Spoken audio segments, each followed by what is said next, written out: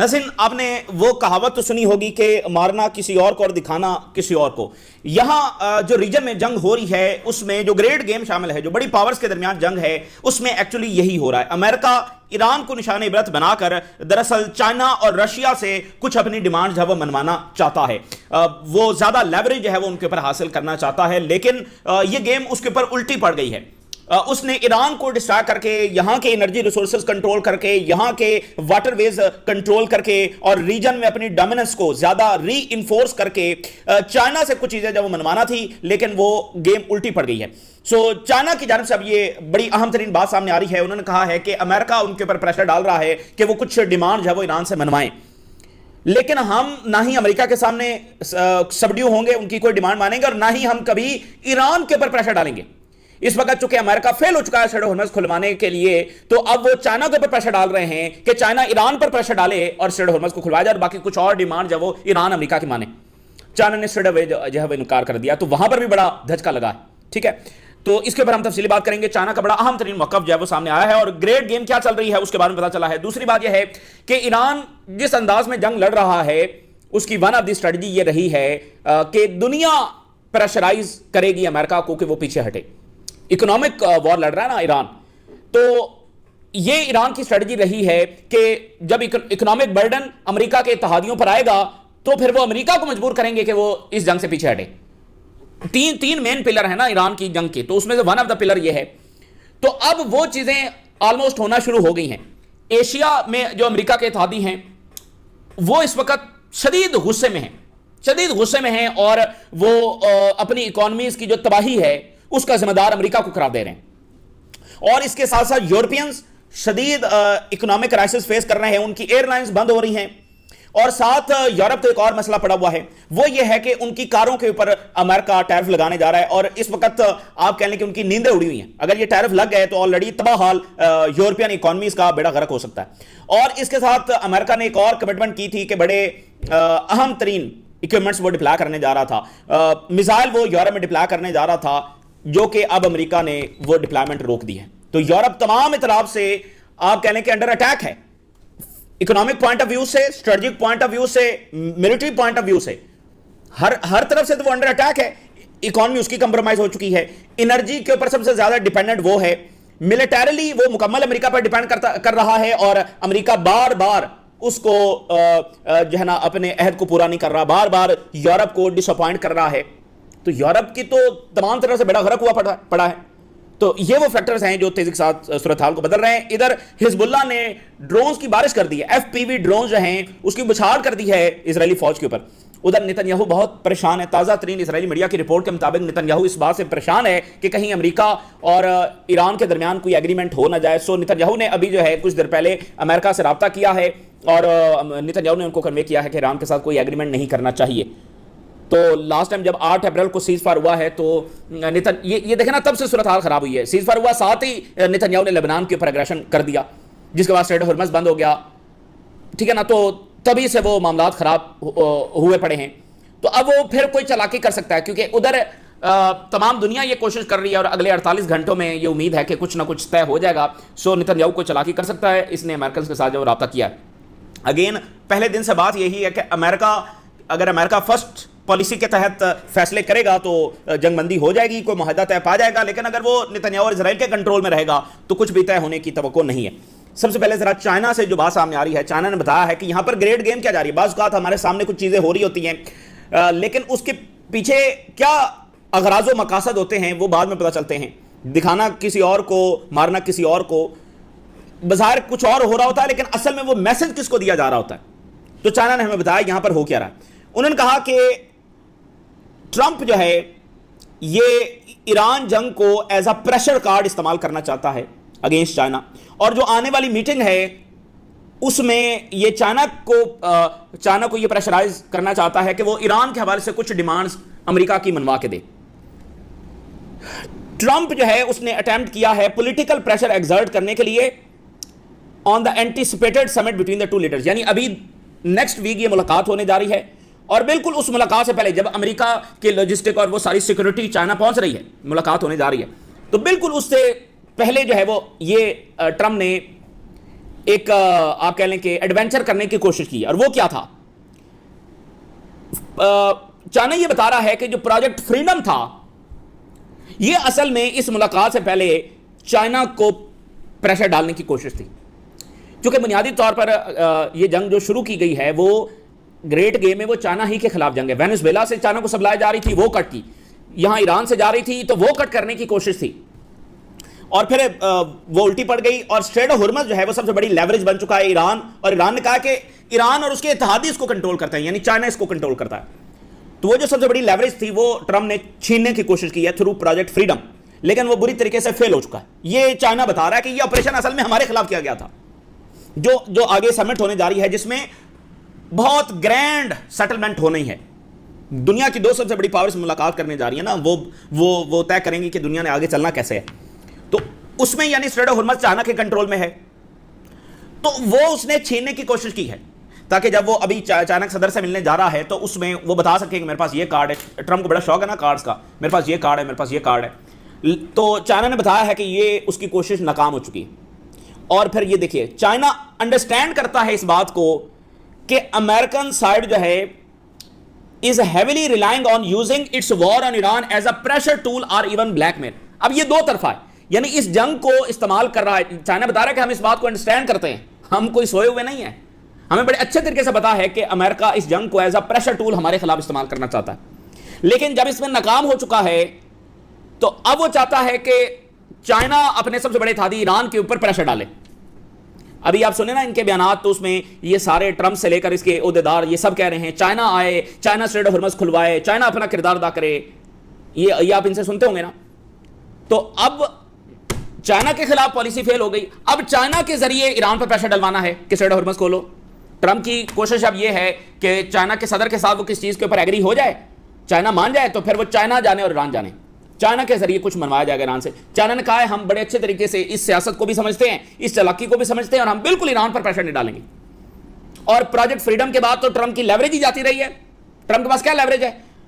Minerals हमारे पास है, tariff इसके फारिग हो चुके हैं, मिलिट्री पावर इसने इस्तेमाल की वो फारिग हो चुकी है, स्ट्रेट ऑफ हुर्मुज़ हमारे कंट्रोल में है। तो ट्रंप के पास कौन सी लेवरेज है? ट्रंप क्या दे सकता है हमें इस वक्त? तो चाइना के पास लेवरेज है ना। अगर अमेरिका ने अपने वेपन्स बनाने हैं तो उसके लिए रेयर अर्थ मिनरल्स तो चाइना से चाहिए, और बहुत बड़े मिकदार के अंदर चाहिए। और चाइना ने आगे अगर स्मॉल वेपन्स बनाने हैं, जिसकी तरफ दुनिया जा चुकी है, क्योंकि बड़े वेपन्स फेल हो चुके हैं, एयरक्राफ्ट कैरियर फेल हो चुके हैं, बाकी बड़े वेपन्स फेल हो चुके हैं, अब छोटे वेपन्स का टाइम है, ड्रोन्स, छोटी कश्तियां, ये इसके जरिए सारी जंग लड़ी जा रही है, ठीक है ना। तो उसके लिए बहुत बड़ी तादाद के अंदर रेयर अर्थ मिनरल्स चाहिए, तो वो तो चाइना देगा, तो चाइना इजाजत देगा तो फिर बनेंगे। तो आज अमेरिका जो है चाइना पर डिपेंड कर रहा है।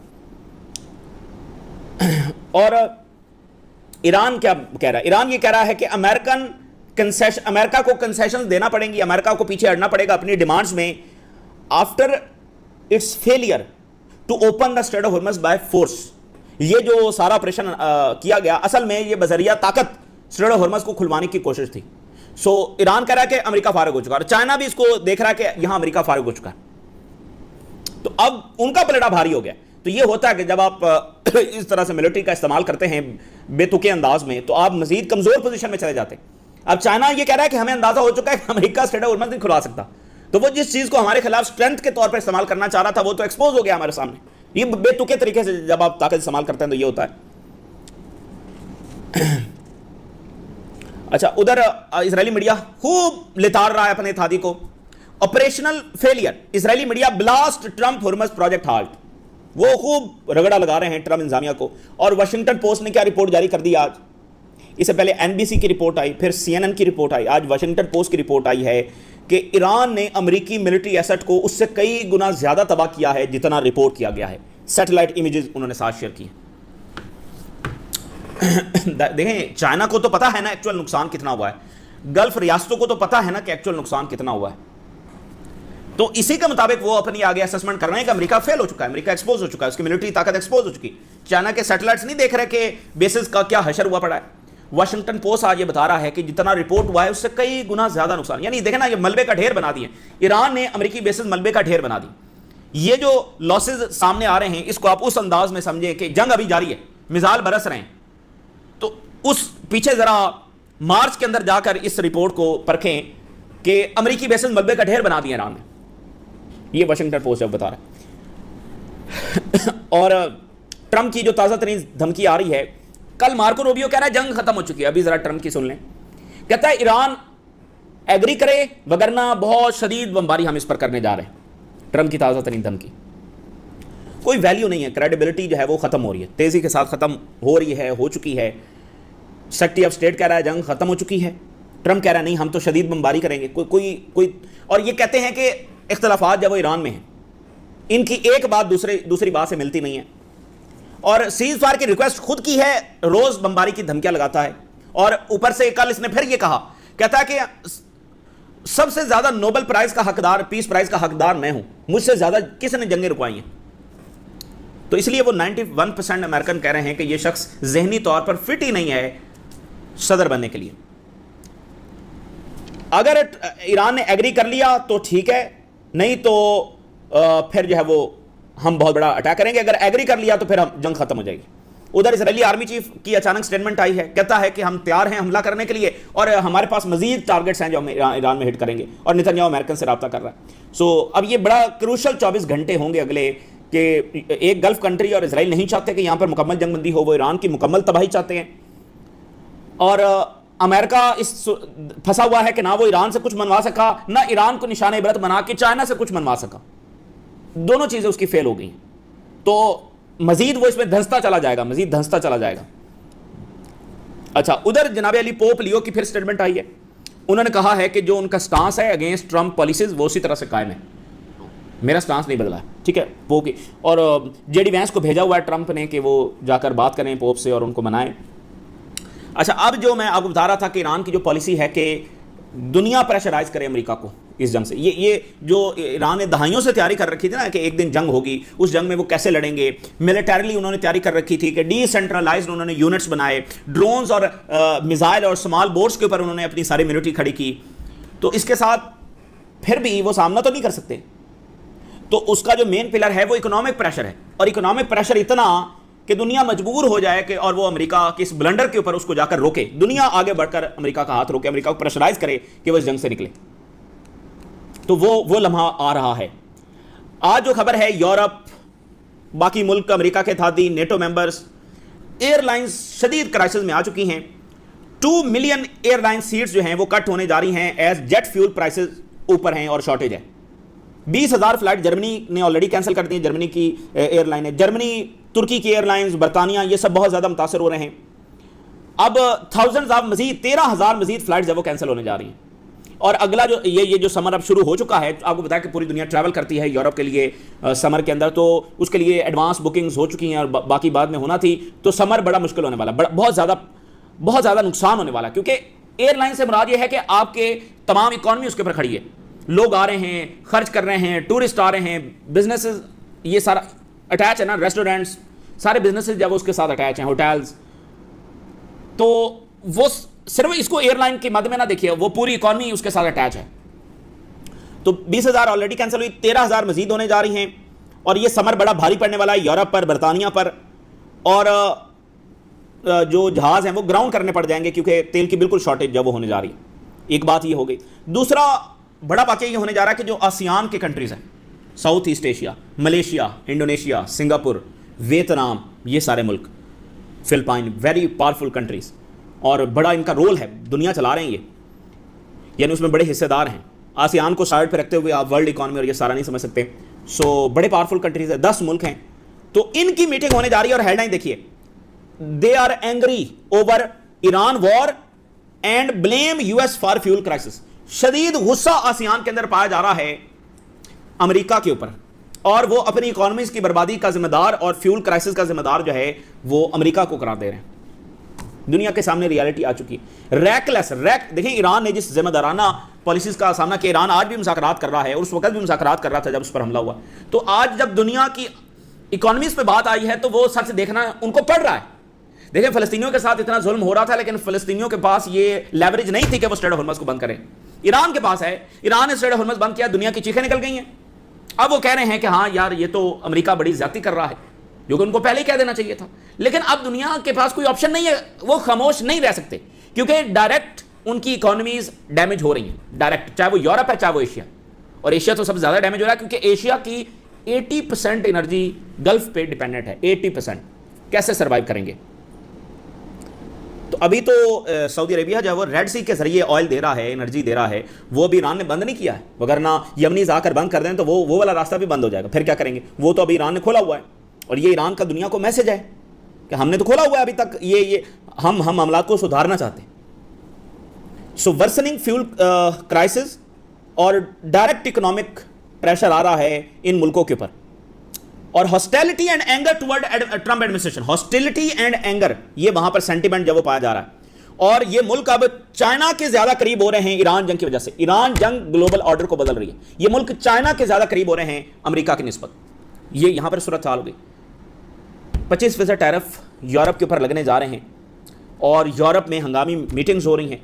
अभी अमेरिकी ऑफिशियल्स ने धमकाया है, ये जो एम्बेसडर हैं अमेरिका के यूरोप में, उन्होंने कहा है कि प्यूनिटिव मेजर्स हम लेंगे, यानी पुनिश करेंगे। आप अंदाजा करें, पुनिश करेंगे वो यूरोप को। इस पर उनकी सांस अटकी हुई है यूरोपियंस की। यूक्रेन जंग में इतना नुकसान हो गया, ईरान जंग में इतना नुकसान हो गया, अब अमेरिका टैरिफ भी लगाएगा, तो ये यूरोपियन जाएंगे किधर? अब यूरोपीय यूनियन एक तरफ माफी मांग रहा है, हाथ जोड़कर बैठा है कि बादशाह सलामत ये ना लगाओ, दूसरी तरफ कह रहा है वी विल रिटेलिएट, दूसरी तरफ धमकी दे रहा है कि हम रिटेलिएट करेंगे। तो इसमें यूरोप जब फंसा हुआ है, वो चाह रहा है कि कोई डील हो जाए। ये वही मसला है जो पहले दिन आकर ट्रम्प ने टैरिफ लगाए थे, ये वही मसला आगे बढ़ रहा है। और उसमें जनाब ट्रेड डील हो गई, ट्रेड डील हो गई। हमने आपको कहा था ये कोई ट्रेड डील नहीं है, ये नहीं चलेगा मामला। तो मामला फिर खड़ा हो गया, क्योंकि वो जो डील अमेरिका मांग रहा था कि इतने $100 बिलियन इन्वेस्ट करने हैं, ये चीजें देनी है, फिर भी 15% टैरिफ फिर भी रहेंगे, वो डील जो है वो फिजिबल है ही नहीं। वो ऐसे ही है कि जैसे कोई इंपीरियलिस्ट पावर जो है वो अपनी कॉलोनी से वसाइल उठाकर लेकर जा रही है। जापान से, साउथ कोरिया से इन्होंने ये डील्स किए हैं, वो सस्टेनेबल हैं ही नहीं। और ये यूरोप उसका सबूत है। वो फिर मसला आ गया। अब यूरोपियंस क्या करेंगे? यूरोपियंस क्या करेंगे? रिटेलिएट करेंगे। इनमें तो ये सकत ही नहीं कि रिटेलिएट करें, और अमेरिका से फड्डा बढ़ जाएगा। दोनों का आज़ार है उसमें नुकसान होना है। लेकिन ट्रम्प तो कह रहा है कि वो तो टैरिफ लगाएगा।